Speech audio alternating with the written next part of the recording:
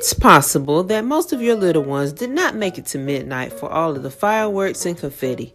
Here's a treat that you can share once they've gotten up and are ready to kick off a new year. Grab some plastic champagne flutes and get everyone's favorite cookies and add milk to your glasses.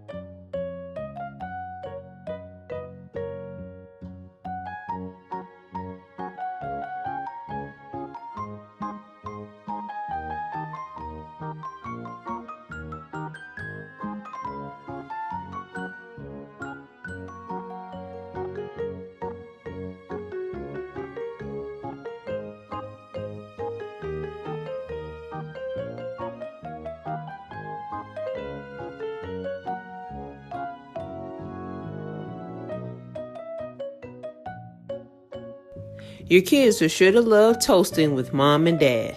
Thanks for watching and make sure to like and subscribe.